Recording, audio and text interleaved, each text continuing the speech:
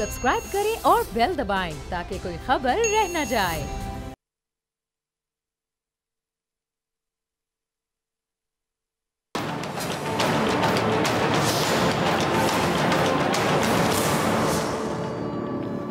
अस्सलाम वालेकुम नाज़रीन, मैं हूं डॉक्टर फ़िज़ा अकबर खान और मैं हूं पाकिस्तान और आप देख रहे हैं पाकिस्तान के सबसे बड़े न्यूज़ चैनल का नंबर 1 प्रोग्राम ऐसे नहीं चलेगा। मुल्क की सियासत बहरान की तरफ जाती हुई बाकायदा नज़र आ रही है और अपोजिशन का काम क्या है कि वो हुकूमत पर तनकीद बराए इस्लाह करे, तनकीद बराए तनकीद नहीं, वो आवाम के हकूक़ पे बात करे, इसके लिए जंग लड़े। लेकिन यहाँ तो आप देख रहे हैं मामला कुछ और ही है।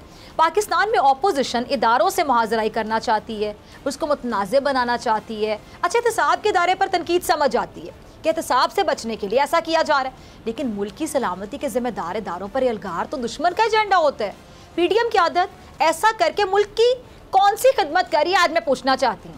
बल्कि मुझे तो ऐसा लग रहा है कि पीडीएम इत्तेहाद जानते बूझते हुए मुल्क को बहरानों की तरफ धकेलना चाहता है।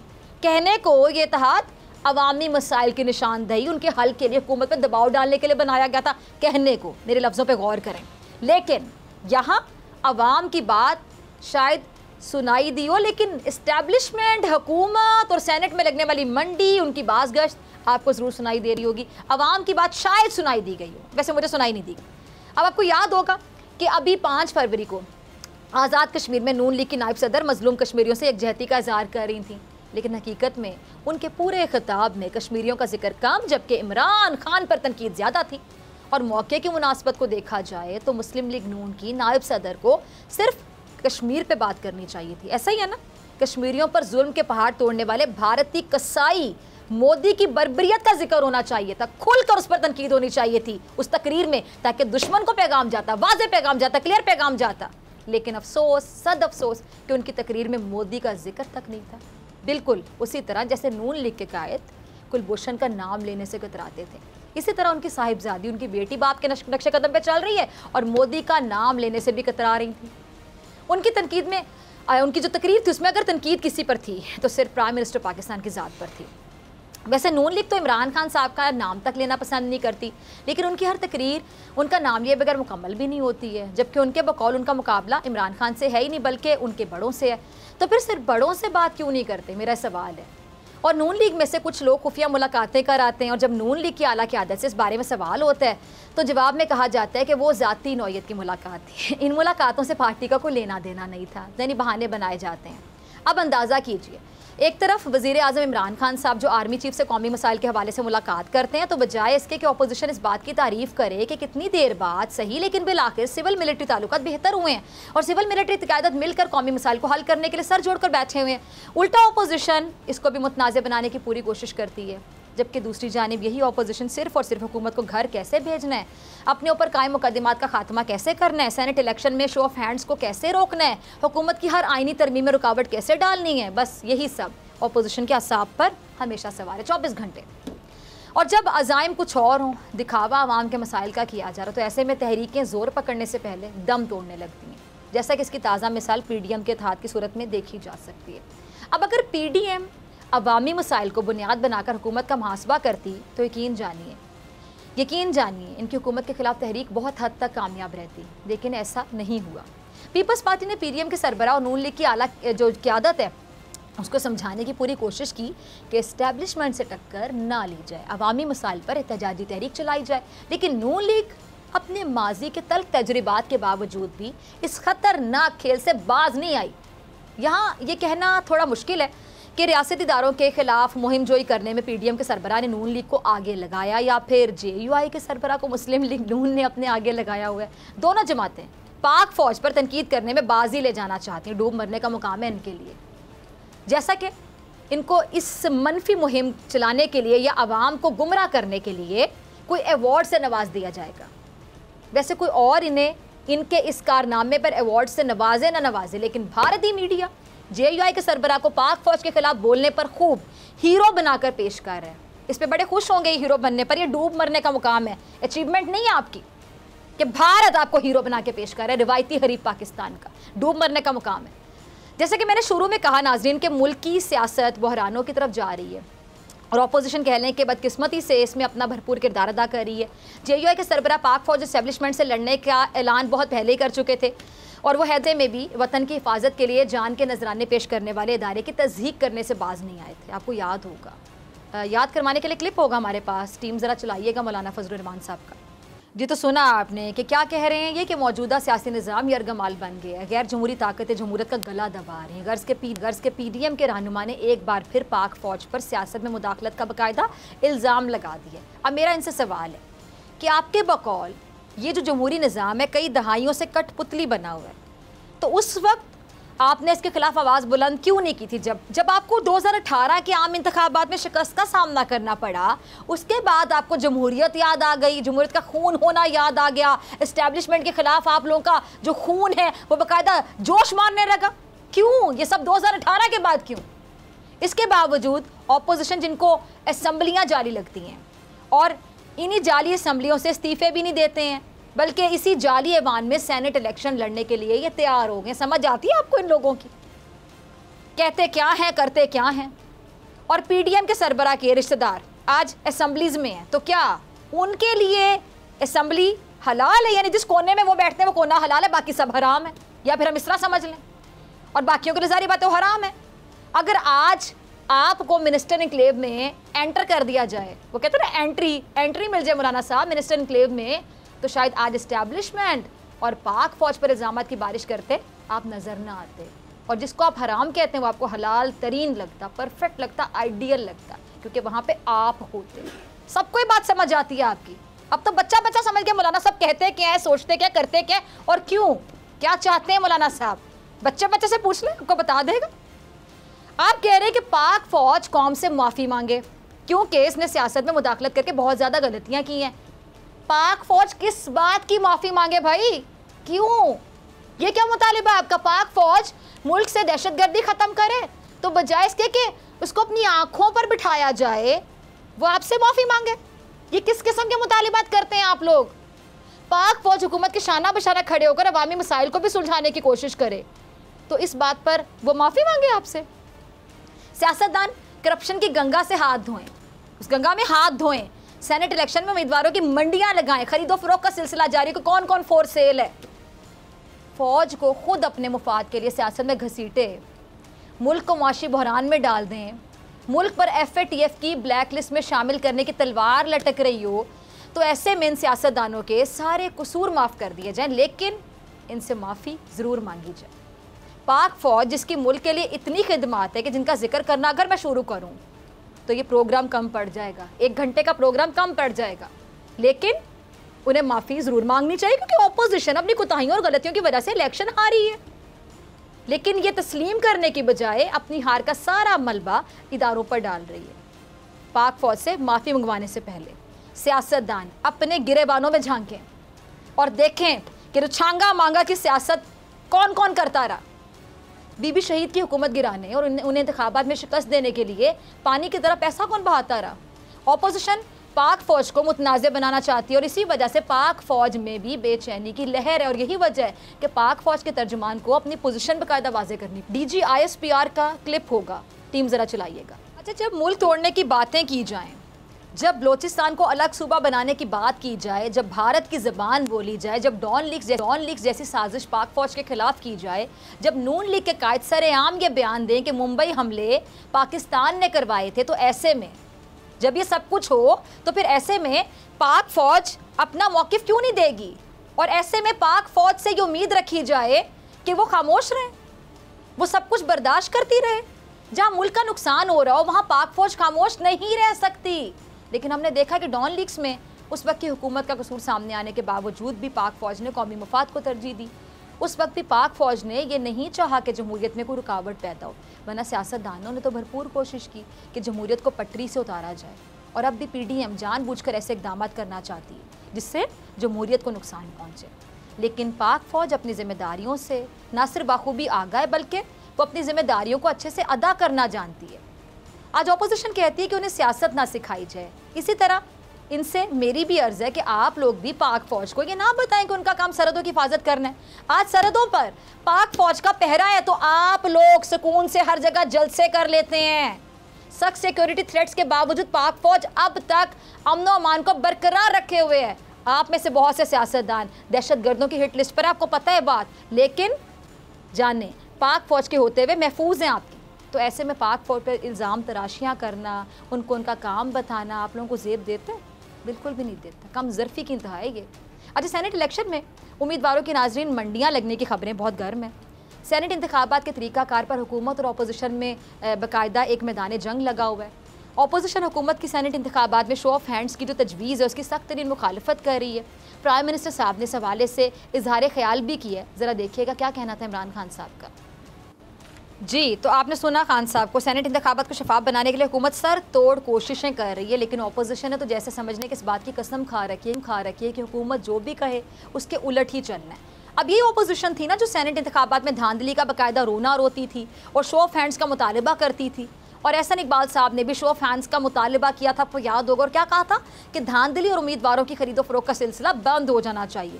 जब मुस्लिम लीग नून हुकूमत में थी तब उसने सेनेट में गेम और मनी को रोकने के लिए इकदाम क्यों नहीं किए थे? मुस्लिम लीग नून ने 2015 में senate election show off hand से करवाने के लिए आईनी तरमीम लाने का ऐलान किया था, तो उस वक्त इस तरमीम को संजीदगी से आखिर क्यों नहीं लिया गया था? और तमाम तर मुखालफत के बावजूद तहरीक इंसाफ ने नून लीग की इस तरमीम की हिमायत करने का ऐलान भी किया था। अगर नून लीग ये समझती थी कि सेनेट इंतखाबात में ये जो वोट की खरीदो फरोख्त है इसका गंदा धंधा बंद होना चाहिए, तो उसके पास असम्बली में अक्सरियत थी और आसानी से इस तरमीम को मंजूर भी करवा सकते थे ये। लेकिन तहरीक इंसाफ के अलावा नून लीग का जो दीगर जमातें हैं उनमें इत्तेफाक नहीं और मामला वैसे का वैसे रहा, क्योंकि नीयत में फतूर था। अगर नीयत ठीक होती तो ये तरमीम मंजूर कर ली जाती। लेकिन अब उससे भी ज़्यादा हैरानी की बात कि आज वही नून लीग शो ऑफ हैंड्स की तजवीज़ को मानने के लिए तैयार नहीं, इसको जमहूरियत पर शब खून करार दे रहे हैं और कानूनी जवाब तलाश कर रही है कि मामला सुप्रीम कोर्ट में हुकूमत ने शो ऑफ हैंड्स पर सदारती ऑर्डिनेंस जारी करके सुप्रीम कोर्ट की तौहीन की है, जबकि सुप्रीम कोर्ट ने रिमार्क से दिए कि अगर ये ऑर्डिनेंस सुप्रीम कोर्ट के फैसले से मशरूत ना होता तो इसको मुस्तरद कर दिया जाता। अब आप देखें नाजरीन कि इस ऑर्डिनेंस में है क्या। ऑर्डिनेंस में कहा गया कि सुप्रीम कोर्ट ने सेनेट इंतखाबात को इलेक्शन एक्ट के तहत करार दिया तो फिर ओपन वोटिंग होगी और बसूरत दीगर पहले की तरह खुफिया वोटिंग ही होगी। अब इसके बाद नून लीग और दीगर अपोजिशन जमातों की ये जो दलील है कि सुप्रीम कोर्ट की तौहीन कर दी गई, ये रद्दी की टोकरी में चली जाती है। सुप्रीम कोर्ट ने इस ऑर्डिनेंस को रद्द नहीं किया, जिसका मतलब ये हुआ कि हुकूमत ने ऑर्डिनेंस के ज़रिए कोई दबाव नहीं डाला। अच्छा, अब 2018 में एक वीडियो मंजर आम पर आई और उस वीडियो में सेनेट इंतखाबात के लिए उम्मीदवार नोट के बदले वोट खरीद रहे थे। नोटों के अंबार लगाकर ज़मीर खरीदे जा रहे थे, ज़मीर बिक रहे थे, सौदे हो रहे थे ज़मीरों के। अब इस बात पर बहस करना कि ये वीडियो अब क्यों जारी की गई और ये वीडियो किसने जारी की, इसकी बजाय इस पर बात करना अहम है कि सेनेट इंतखाबात को किस तरह से शफाफ बनाया जाए। सोल्यूशन की तरफ आप लोग आए ना, सोल्यूशन की तरफ कोई आना ही नहीं चाह रहा। अब वज़ीर-ए-आज़म इमरान खान साहब ने इस वीडियो पर बयान दिया, क्या कहते हैं कि अगर ये वीडियो उनके पास होती तो पीटीआई के 20 अरकान जिनको हॉर्स ट्रेडिंग की वजह से निकाला गया, उनमें से 2 अफराद ने इमरान खान साहब पर मुकदमा भी किया था, तो इमरान खान साहब इस वीडियो को पहले अदालत में पेश कर देते और आसानी के साथ मुकदमा जीत जाते। और दूसरी बात, अपोजिशन कहती है कि अगर हुकूमत सेनेट इंतखाबात को वाकई शफाफ बनाना चाहती तो फिर उसने चेयरमैन सेनेट के खिलाफ तहरीक अदम एतमाद लाने से पहले तरमीम की तजवीज़ क्यों पेश नहीं की। हालांकि अपोजिशन की एक गैर वजनी दलील आप समझ लें, तहरीक इंसाफ तो शुरू से ही इसमें आईनी तरमीम चाहती है और इस बात के पीछे पड़ना कि पहले तरमीम क्यों नहीं लाई गई, अब क्यों लाई जा रही है। अपोजिशन को तो शायद ये सोचना चाहिए कि चले देर आए दुरुस्त आए, मकसद धांधली का खात्मा है, तो इस नेक काम में अब आप हुकूमत का साथ दे दें। और अगर आप साथ नहीं देंगे तो जिस तरह वज़ीर-ए-आज़म इमरान खान साहब ने कहा कि अगर सेनेट के इंतखाबात ओपन बैलेट हुए तो फिर अपोजिशन ने बाद में रोना ही है। परवेज़ खट्टक साहब का क्लिप होगा, वो क्या कहते हैं ज़रा सुनिएगा। तो ना आपने परवेज़ खट्टक साहब को क्या कह रहे हैं वो कि सेनेट में जोड़ तोड़ के इल्ज़ामात गलत हैं और इनके नंबर्स पूरे हैं, लेकिन सवाल ये है कि नंबर्स पूरे हैं या नहीं हैं। अगर हुकूमत के नंबर बढ़ गए तो फिर भी तनकीद हुकूमत पर ही होनी है, जबकि 2018 में सेनेट इलेक्शन के हवाले से उम्मीदवारों की जो मंडी लगने की फुटेज सामने आई थी उस हवाले से परवेज़ खट्टक साहब पर भी इल्ज़ाम लग रहे हैं। अब हम ये नहीं कह सकते कि इन पर यह इल्ज़ाम दुरुस्त है कि नहीं। अलबत्ता इन्होंने एक मुतनाज़ बयान ज़रूर दिया जिसमें उन्होंने कहा कि मैं चाहूँ तो इमरान खान की हुकूमत को गिरा सकता हूँ, मैं अगर साजिश करूँ तो ये हुकूमत घर चली जाएगी। अब मुझे नहीं पता कि इन्होंने ये बयान क्यों दिया, क्या सोच रहे थे, क्यों, और ये बयान देने की इन्हें ज़रूरत क्यों पेश आई। लेकिन सेनेट इलेक्शन की अभी आमद है और ऐसे में इस तरह के मुतनाज़ बयान देने से हुकूमत मेरे ख्याल से ख़ुद मुश्किल में आ सकती है। और वैसे पहले ही सेनेट इंतखाबात में ओपन बैलेट को लेकर हुकूमत पर बहुत से सवालात खड़े किए जा रहे हैं। लेकिन एक बात यहाँ पे तय है नाज़रीन कि महज हुकूमत पर इल्ज़ाम तराशी करने से अपोजिशन अपना दामन नहीं बचा सकेगी। अपोजिशन पर टकराव और धांधली के खात्मे की राह में रुकावट नहीं बनना चाहिए, क्योंकि इदारों पर इल्ज़ामात की सियासत और इंतखाबात में जो धांधली है या फिर वोटों की जो मंडी लगती है कि कौन कौन फोर सेल है, खरीदो फरोख्त का सिलसिला जारी होता है, ज़मीर बेचे जा रहे होते हैं, ज़मीर खरीदे जा रहे होते हैं, ये खेल अब नहीं चलेगा, क्योंकि अब ऐसे नहीं चलेगा। मिलते हैं ब्रेक के बाद।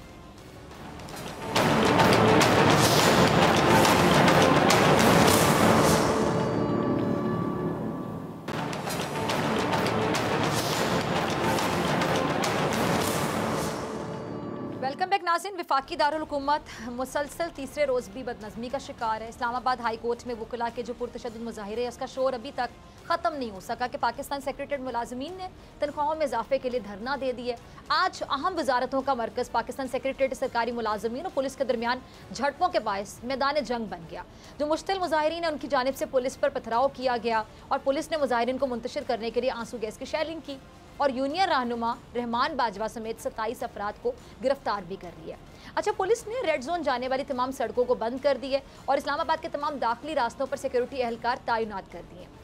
यहाँ मैं आपको बताना चाहूँगी नाज़रीन कि सरकारी मुलाजमीन हुकूमत से पेंशन, सर्विस स्ट्रक्चर, मरात और तनख्वाहों में इजाफे का मुतालबा कर रहे हैं, जबकि हुकूमत की जानिब से कहा जा रहा है कि माजी की हुकूमतों के इक़दाम के बाइस मईशत पर बोझ पड़ा है और हम 30 सालों के मसाइल 30 महीनों में हल नहीं कर सकते हैं। ये मामला है क्या, हकीकत है क्या? बात करने के लिए मेरे साथ चौधरी मोहम्मद हुसैन ताहिर, सदर all Pakistan secretariat employees coordination council, बहुत शुक्रिया आपका ज्वाइन करने के लिए। और माहिर मैशत किसी तारुफ के मोहताज नहीं, डॉक्टर फ़ारूक सलीम साहब। डॉक्टर साहब आपका भी बहुत शुक्रिया वक्त देने के लिए।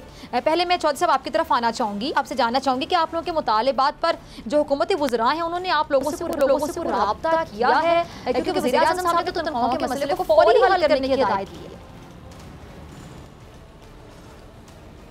बिस्मिल्लाहिर्रहमानिर्रहीम। सबसे पहले तो मैं आपका मशकूर हूँ कि आपने हमें अपने प्रोग्राम में दावत दी। तो इसका मैं आपको थोड़ी सी पीछे तफसील बता दूँ कि मुलाजमीन का जो मेन मसला था कि तनख्वाहों में जो तफरीक है इसको ख़त्म किया जाए। तो ये गुज़श्ता बजट से पहले का हमारा मुतालबा आ रहा था।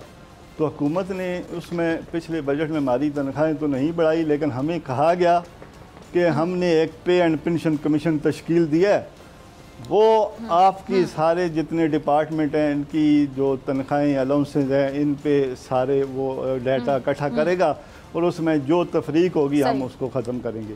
तो उस सिलसिले में वो पहले जो पे एंड पेंशन कमीशन के चेयरमैन थे जनाब वाजिद राना साहब, उन्होंने कुछ अरसा इस पर काम किया, लेकिन फिर बाद में पता नहीं चला किस वजह से उन्होंने रिज़ाइन कर दिया, जिसकी वजह से इसमें थोड़ा सी तख़ीर हुई।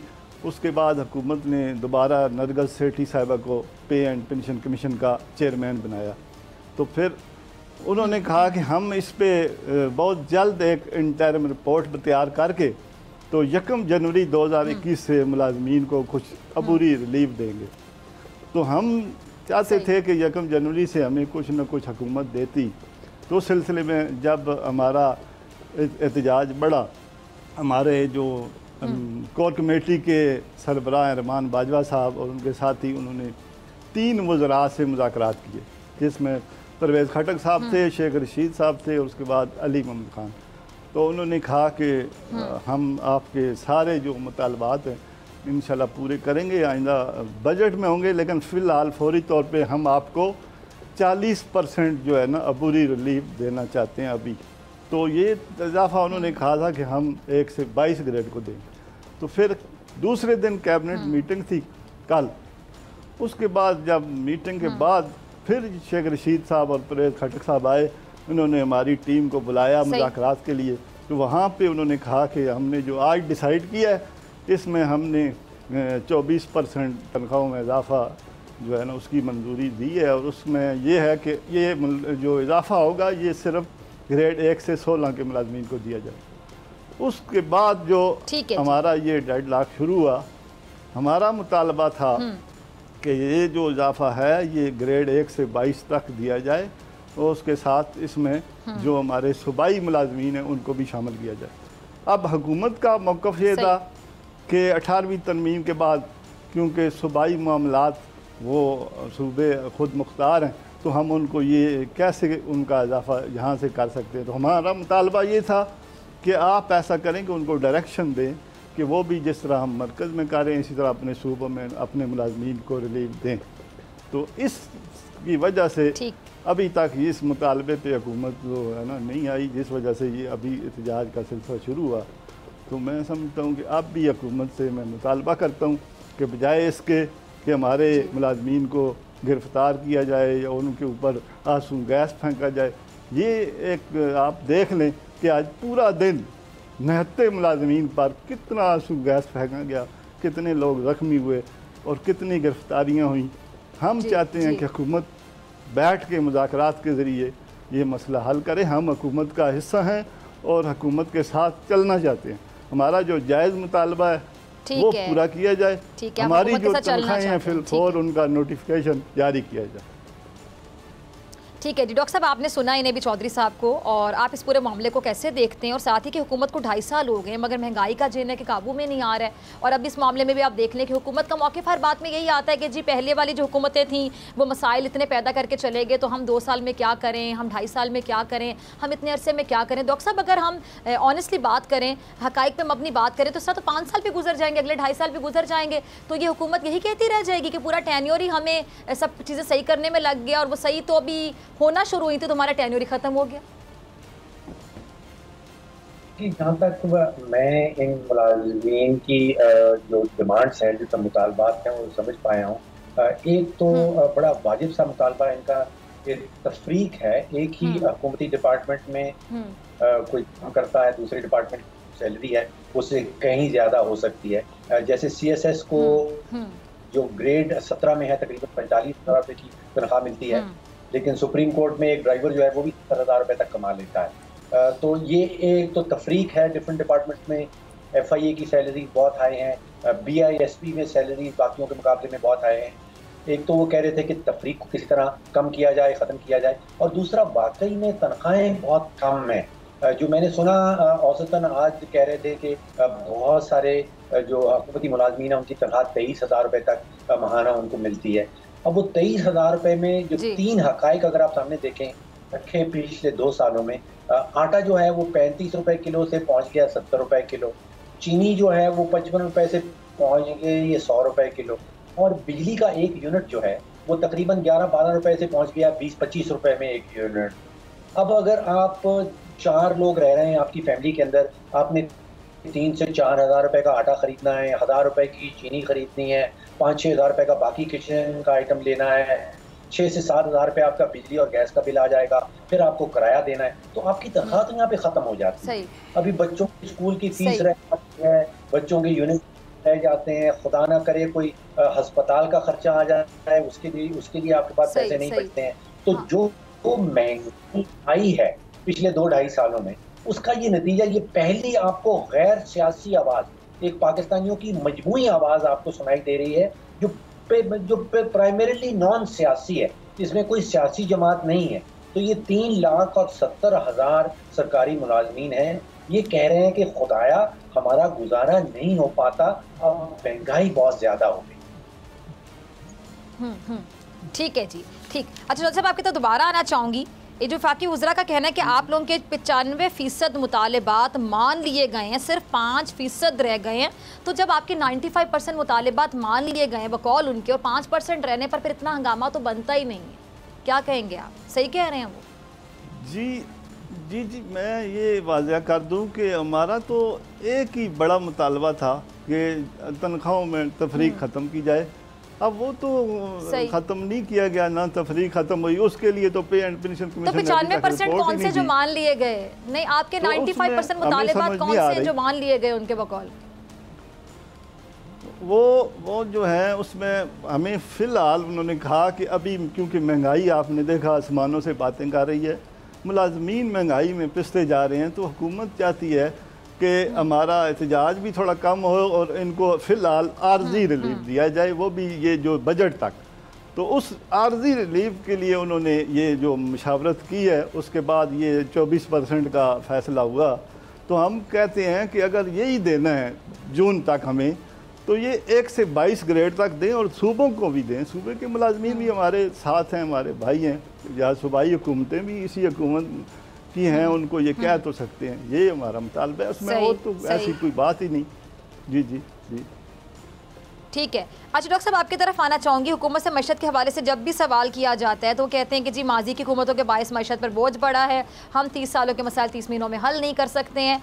अब आप मुझे बताइएगा कि क्या ये वाकई 30 सालों के ही मसाइल हैं जिनकी वजह से सब कुछ हो रहा है? ये मसाइल उन्हीं लोगों ने दी, उन्हीं हुकूमतों ने दी, यानी इस हुकूमत की हम नहीं कह सकते कि मैनेजमेंट अच्छी नहीं है, स्किल्स अच्छे नहीं हैं, ये नहीं कर पाई उसको हैंडल, इन्होंने सही करना है ना। अब तब्दीली का नारा ये लगा कर आए थे, अब पुरानों पे अगर मलबा फेंकते रहे तो उससे तो बड़ा आसान है सियासत करना कि जो भी आए 5 साल हुकूमत करे, पिछले 5 सालों वालों को कोसता रहे कि जिम्मेदार तो वही है, रिस्पॉन्सिबल वही, अपने 5 साल पूरे करो, चलता बने।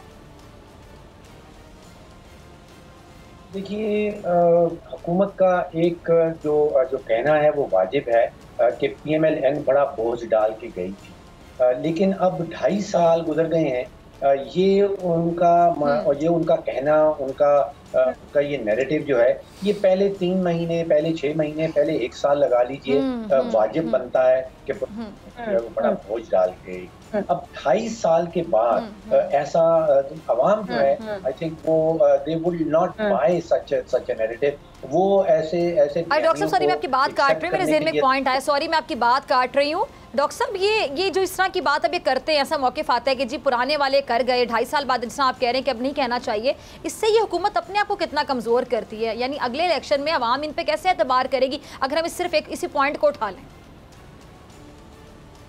ये आप दुरुस्त फरमा रही हैं कि अगर सिर्फ इसी पॉइंट को उठा लिया जाए, आम आदमी के लिए मैं समझता हूँ कि 3 चीज़ें जिसका मैंने पहले जिक्र किया वो निहायत इम्पॉर्टेंट हैं। हर पाकिस्तानी बच्चा, बूढ़ा, मर्द और औरत तकरीबन 115 किलो आटा इस्तेमाल कर रहा है साल भर का। तकरीबन 25 किलो जो है वो एक पाकिस्तानी औसतन 25 किलो चीनी इस्तेमाल कर रहा है।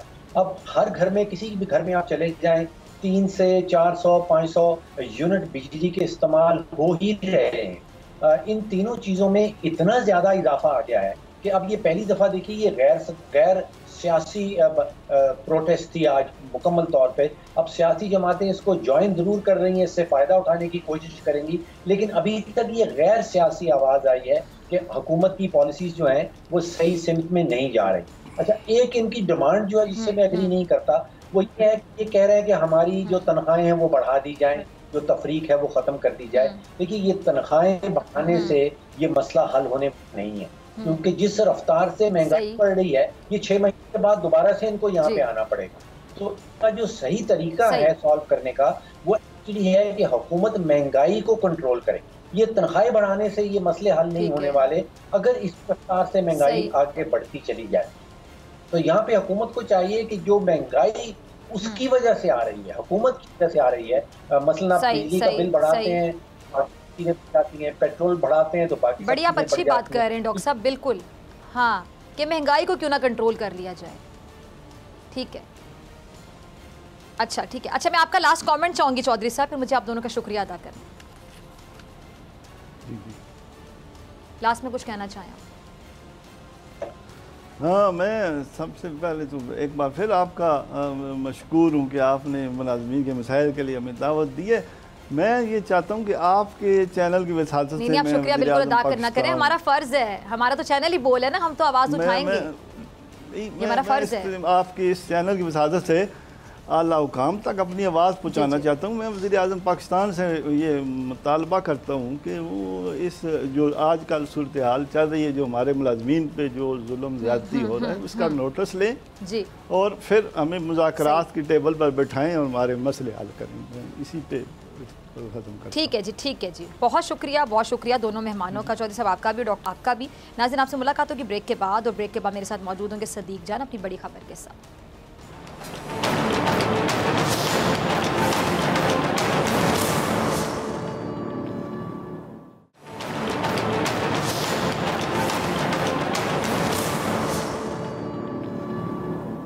पीडीएम का मुतालिबा, अटॉर्नी जनरल पाकिस्तान को सुप्रीम कोर्ट का में बड़ा बयान, और वज़ीर-ए-आज़म इमरान खान साहब की अपोजिशन को एक आखिरी वार्निंग। क्या है ये खबर, अंदर की खबर जानेंगे सदीक जान से। सदीक, मजीद बताइएगा। जी बिल्कुल, आज बहुत इंपॉर्टेंट दिन था। आज सुप्रीम कोर्ट ऑफ पाकिस्तान में भी 2 इंपॉर्टेंट केसेस थे, जिनमें एक प्राइम मिनिस्टर पाकिस्तान इमरान खान साहब के खिलाफ जो नोटिस लिया गया है कि जिसके मुताबिक अखबारी जो खबर थी जिसमें यह कहा गया था कि प्राइम मिनिस्टर पाकिस्तान इमरान खान साहब अरकान कौमी असम्बली, अरकान सूबाई असम्बली को 50 करोड़ रुपये देने जा रहे हैं तरक्याती फंड्स के नाम पर। इस हवाले से अटॉर्नी जनरल पाकिस्तान ने बताया कि वो खबर गलत है, फेक न्यूज़ थी और ऐसा कोई इकदाम प्राइम मिनिस्टर नहीं करने जा रहे जो आइन और कानून के खिलाफ हो, जो सुप्रीम कोर्ट के अहकामात के खिलाफ हो। लेकिन सुप्रीम कोर्ट ने कहा कि अगली समात पर यानी कल अटॉर्नी जनरल पाकिस्तान वो लेटर लाएंगे जो वजारत ख़जाना का होगा, सेक्रेटरी ख़जाना का होगा और उसके ऊपर प्राइम मिनिस्टर पाकिस्तान के भी दस्तखत होंगे कि कोई ऐसा इकदाम नहीं किया जा रहा। और साथ ही जो दूसरा केस था वो था सेनेट इंतखाबात के हवाले से, जो सुप्रीम कोर्ट में सदारती जो रेफरेंस भेजा गया उसके हवाले से। उसमें 2-3 चीज़ें बहुत इंपॉर्टेंट थी। एक तो यह है कि आज अटॉर्नी जनरल पाकिस्तान ने खालिद जावेद खान साहब ने PDM के मुतालबे पर बड़ा बयान ये दिया कि उन्होंने कहा कि बहुत से लोग ये मुतालबा कर रहे हैं और कह रहे हैं कि अगर आपने सेनेटर्स के इंतखाबात को ओपन बैलेटिंग के जरिए कराना है तो फिर चेयरमैन सेनेट के इंतखाबात भी ओपन बैलेटिंग के जरिए करा दें, ओपन वोट के जरिए करवा दें। तो इस पर अटॉर्नी जनरल पाकिस्तान ने कहा कि शायद उन लोगों ने आइन नहीं पढ़ा, लेकिन सुप्रीम कोर्ट ऑफ पाकिस्तान अगर ये कह दे कि भाई आप ये करा सकते हैं तो हम कराने को तैयार हैं, लेकिन आइन में लिखा हुआ है कि जो आइनी इंतखाबात हैं जो आइन के तहत हैं उसमें लिख दिया गया है कि वो सीक्रेट बैलेटिंग के जरिए होंगे और चेयरमैन सेनेट के इंतखाबात सीक्रेट बैलेटिंग के जरिए होंगे। लिहाजा ये मुतालबा जो किया जा रहा है वो मीडिया की हद तक तो ठीक है, लेकिन उसके लिए आइनी तरमीम करनी पड़ेगी। और अगर सुप्रीम कोर्ट ये कह दे कि आप कर सकते हैं तो हुकूमत इस हवाले से तैयार है। इसके अलावा आज सुप्रीम कोर्ट में वो जिक्र पहुंच चुका है, वो जो बैग भर भर के पैसे लिए जा रहे थे, दिए जा रहे थे, खरीद फरोख्त जारी थी, उस पर अटॉर्नी जनरल पाकिस्तान ने कहा कि ये सूरत हाल है कि आप वीडियो सामने आ रही हैं, तस्वीरें सामने आ रही हैं कि किस तरह से वोट बेचे जाते हैं, किस तरह से वोट खरीदे जाते हैं। और इस तरह से अगर लोग वोट बेचेंगे, खरीदेंगे तो किस तरह के लोग पार्लियामेंट के अंदर आएंगे, किस तरह के लोग सेनेट के अंदर आएंगे। अटॉर्नी जनरल पाकिस्तान ने सुप्रीम कोर्ट ऑफ पाकिस्तान को ये कहा कि आप कोई असासा छुपाने पर ताहयात नायल कर देते हैं, आप जेली डिग्री पर नायल कर देते हैं, आप डुअल नेशनलिटी पर, आप झूठ बोलने पर नायल कर देते हैं, आप कोई यूटिलिटी बिल जो है उसके डिफाल्टर होने पर आप उसको इलेक्शन से बाहर कर देते हैं, कोई मुंतखब हो जाए तो उसको बाद में नायल कर दिया जाता है। लेकिन ये कैसे हो सकता है कि हम सिस्टम के अंदर, हम सेनेट के अंदर ऐसे लोगों को आने दें जो कि करोड़ों रुपए देकर वोट खरीद कर और आएँ। ऐसे लोगों को असम्बली में नहीं, पार्लियामेंट में नहीं आना चाहिए। और अगर इस तरह के लोग आएंगे तो डिलीवर क्या करेंगे, लोगों का एतमाद जमहूरियत पर कैसे बरकरार रहेगा। और ये भी उन्होंने कहा कि अगर इस तरह से वोट खरीदे जाएँ सेनेट में तो फिर ये बताएं कि जो हुकूमत है जिसके पास कौमी असम्बली में अक्सरियत है, अगर उसके पास सेनेट में अक्सरियत नहीं होगी या जो सेनेट में उसका शेयर बनता है वो नहीं होगा तो वो अपने मंशूर को कैसे इंप्लीमेंट करेगी, कैसे आगे बढ़ाएगी। ये तो फिर यही होगा कि आप कौमी असम्बली से पास करवा लेंगे, सेनेट से नहीं हो सकेगा, तो हुकूमत जो भी होगी वो नाकाम हो जाएगी अपना मंशूर पूरा करने में। और साथ ही आज प्राइम मिनिस्टर पाकिस्तान इमरान खान साहब ने वार्निंग दे दिया है कि अगर ओपन बैलेटिंग ना हुई तो फिर ये अपोजिशन जमातें पछताएंगी। तो ये भी हो सकता है कि हुकूमत ने तैयारी मुकम्मल कर रखी हो कि अगर ओपन बैलेटिंग नहीं होती, सीक्रेट बैलेटिंग होती है तो उसमें नून लीग को धचका लग सकता है। नून लीग के पंजाब में MPs ऑलरेडी उस्मान बुज़ार से मिल रहे हैं, मुलाकातें कर रहे हैं, इनसे वो नाराज़ हैं, इस्तीफ़े उन्होंने अपनी पार्टी को जमा नहीं कराए, तो नून लीग को नुकसान भी हो सकता है। तो ये आज की 3 बड़ी डेवलपमेंट्स मैंने आपको मुख्तसर मगर जामे अंदाज में आपके सामने रख दी हैं। ठीक है जी सदीक जान, ठीक है, बहुत शुक्रिया आपकी बड़ी खबर के लिए, आपके और नाजरीन। चेयरमैन पैमरा सलीम बेग अब तक अपनी हटधर्मी पे कायम है और अब तक किसी भी इदारे की जानिब से उनकी नाअहली पर कोई नोटिस नहीं लिया गया, बल्कि जो चेयरमैन पैमरा हैं उनकी नाअहली की आवाज़ उठाने के जुर्म में हर चंद दिन के बाद कोई ना कोई बाकायदा बहाना तलाश करते हैं, कभी नोटिस भेजते हैं, कभी लाइसेंस मुअत्तल करते हैं। आज भी मेरी चीफ जस्टिस ऑफ पाकिस्तान और मुतल्लिका हुकाम से गुजारिश है कि चेयरमैन पैमरा सलीम बेग को फौरी उनके ओहदे से हटाया जाए और किसी अहल शख्स को मेरिट की बुनियाद पर लाया जाए। इसी के साथ डॉक्टर फ़िज़ा अकबर खान को दीजिए इजाज़त। आपसे मुलाकात होगी इंशाल्लाह कल सेम टाइम सेम चैनल। अगर ज़िंदगी ने वफ़ा की दुआ में याद रखिएगा, अपना बहुत ख्याल रखिएगा। और जाने से पहले देखिए मशहूर ड्रामा निगार फ़ातिमा सुरैया बजिया की 5वीं बरसी पर मत समझो हमने भुला दिया।